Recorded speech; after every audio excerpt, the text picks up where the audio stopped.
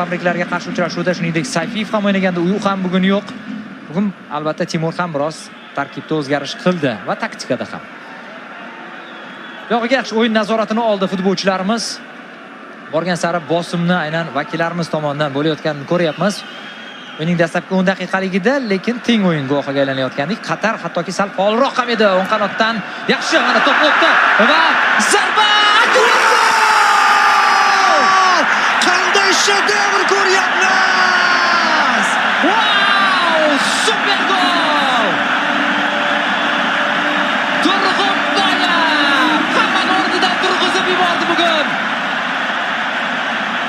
Shedevr gol, qadrli do'st. Rosa baqirganmiz. Alijonov Shomurodov ketdi. Uzatma.